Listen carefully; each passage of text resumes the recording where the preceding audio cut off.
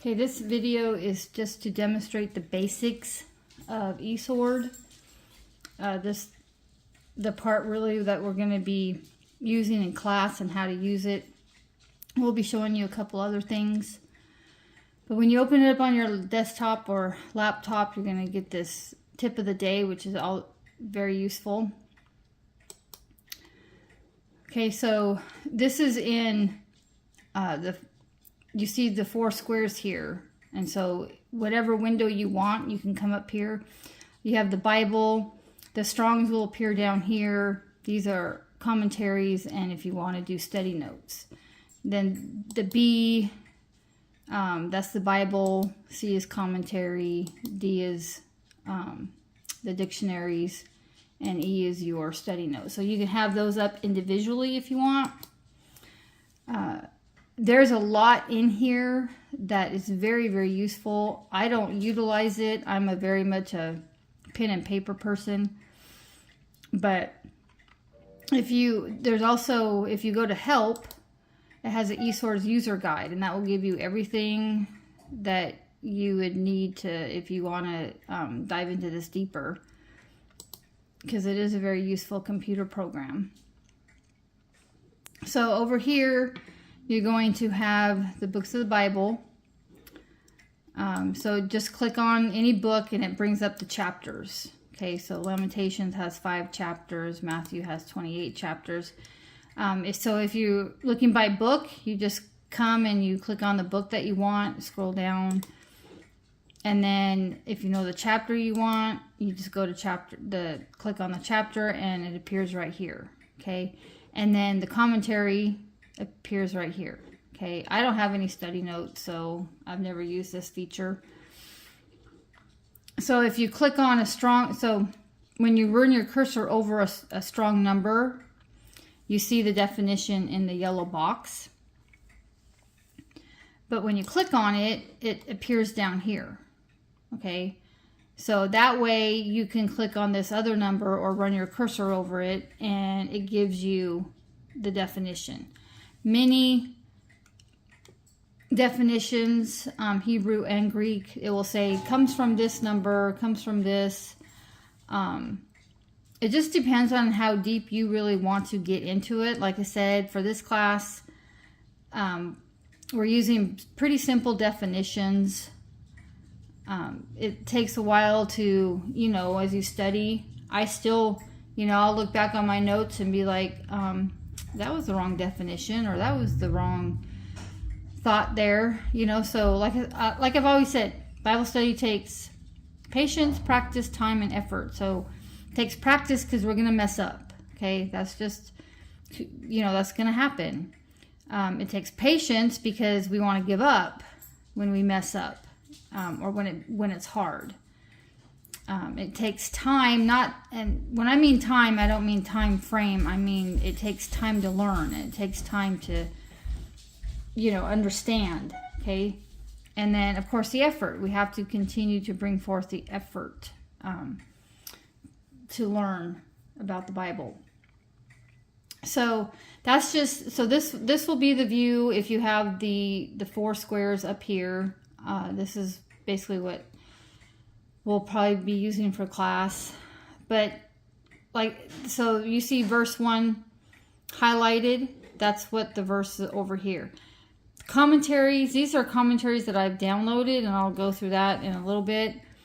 But any commentary that has like a little I for the verse, that means that they actually have a comment on it. And it looks like everyone up here has a comment on it. So maybe Haggai. Okay, see, some of these have gone away. So Adam Clark and Albert Barnes doesn't have any comments on it. Okay, so that's what that is. So this is your search. This is your search bar. Okay, so you're going to click on the binoculars, and a box will come up. And so one of the words in John 15 was abide. So we're going to type in abide. Okay, we want the KJV plus because the KJV plus is the strong numbers. I'll show you over here. So if I was to click on just the KJV, it takes away the strong numbers. All right. So same down here, you have it here, but we want the plus when we're doing word searches. So we have the definitions. When you have one word in here, it search for all the words. You can search the entire Bible. You can search Old Testament. You can search, you know, like the books. You can search New Testament and the books. We are just looking for New Testament for these 4 words. And then after you get all that done, you just click the binoculars over here and all the words of abide come up. 28 verses found, 32 matches. The 32 matches means that there's some verses in here that have the word more than once. That's all that means. Okay, so now we want the word abide, but any derivative also, like any suffixes, like, so we would put abide and space bar, abides, space bar, and abideth. Okay, when you're doing King James, you always have to have the ETH, because many words end with that. That just shows you that's the person they're talking to, and it's a grammar thing. So anyways, so you see that you can type in more than one word, but when you do that, you have to come over here and bring this down and say search for any of the words. Okay, so, and then you always have to, if you're doing a new search, you always have to hit the binoculars. So we see that if we add these 3 words, these 2 words, now we have 45 verses and 52 matches. Okay, so if you don't bring this to any of the words when there's more than one word, no search will come up. Okay, so just to let you know that. And then also, if you look at the word abide, it has the same number all the way through. Okay, 3306, 3306. Okay, abide, continue, dwell, endure, be present, remain. All right, so you can click on that and it comes over here too. All right, so let's do love. Love would be love space loves, loved, and loveth. Okay. Search for any of the words. Come over here. And we have 196 verses that we're going to be looking through. Okay. 256 matches. Many verses have more than one. Many verses have the word in it more than once. Okay. So that's how you do a word search on here. Like I said, it's pretty simple. That's why I like it. And so that's what we'll be doing in class. Now you can do a word search on, if you have it downloaded on your phone or iPad, you can do a word search on those. I tell people to download it on the computer and laptop because it does have a lot more features than the app does not have. Okay, so if you do have it downloaded as an app, you can still type in more than one word and it will come up. So don't worry about that if that's what you're using for class. All right, so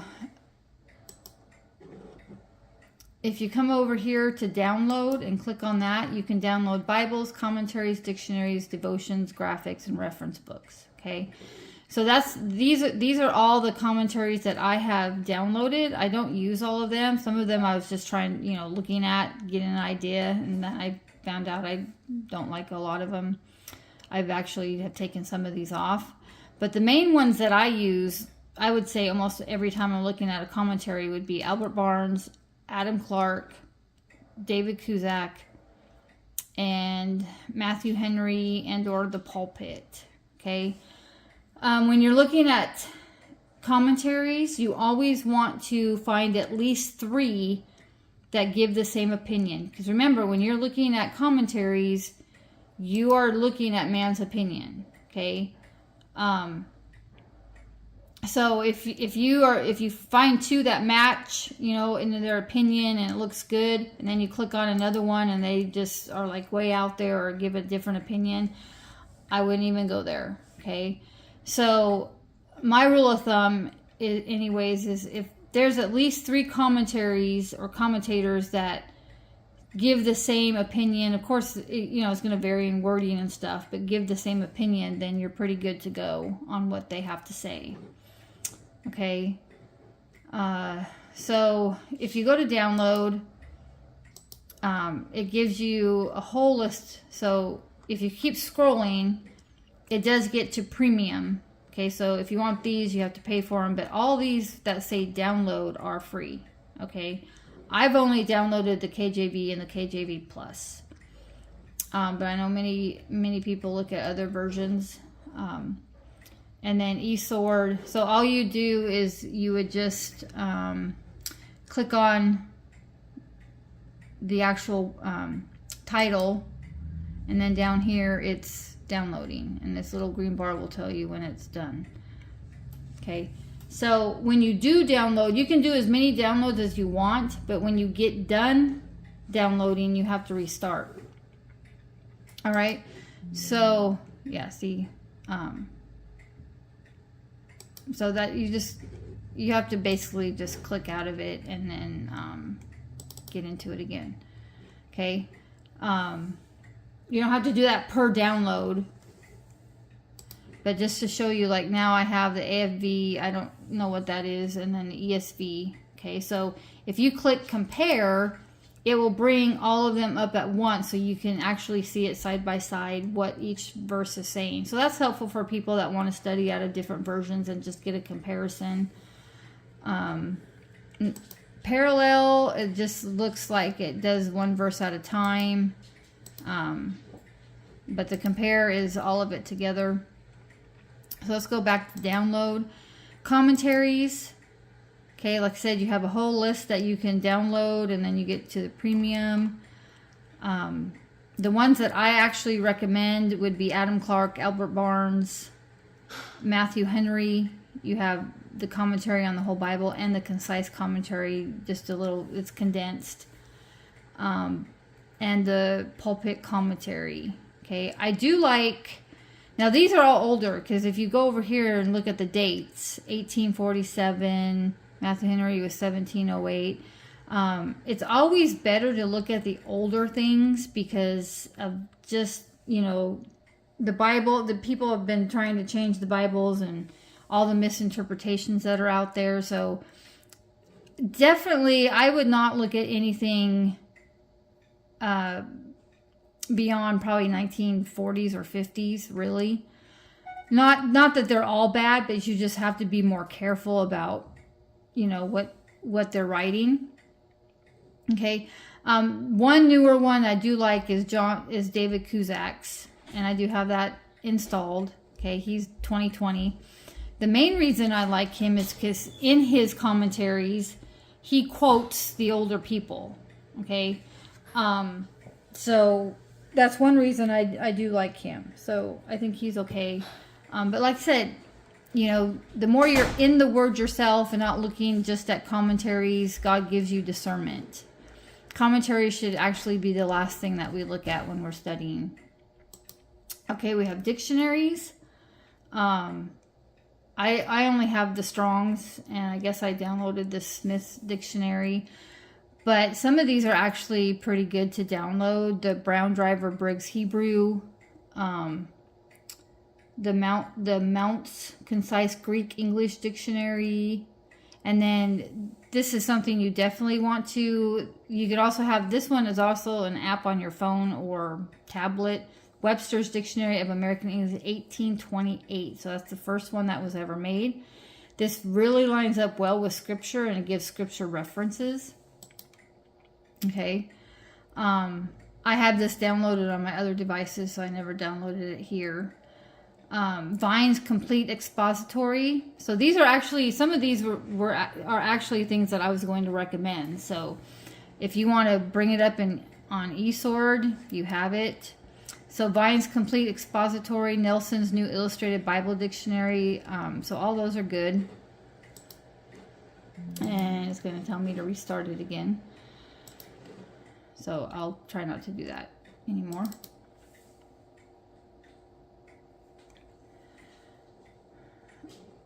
All right, so that was commentaries, dictionaries. It has devotions.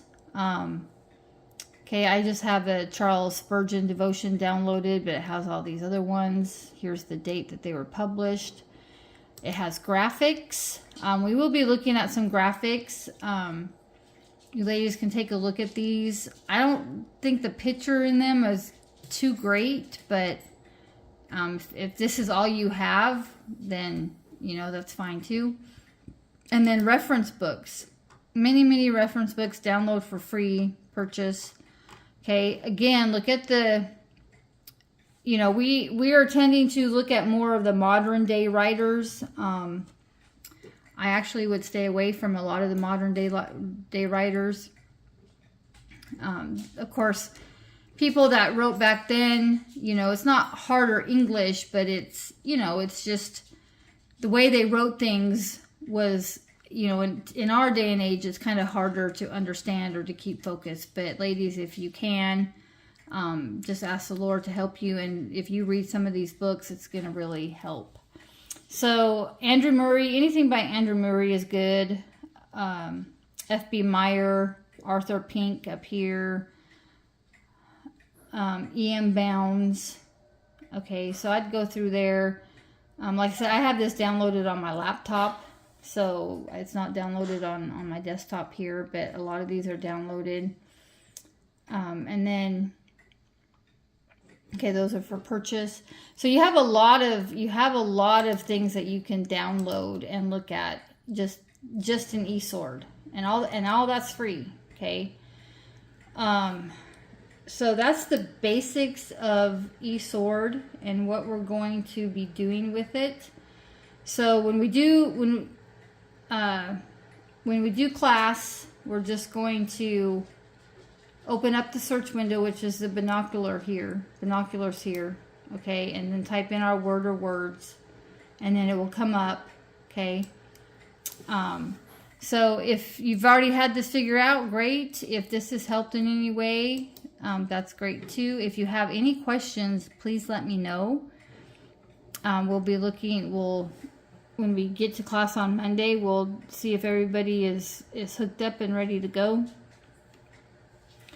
But I think that's all I need to show you, especially for class purposes. Like I said, class purposes is just going to be the search for the most part. But this is, for anything else you want to study, this is a very useful tool. So with that, I'll close this out, and I will see you ladies soon, and I'll put this on Discord.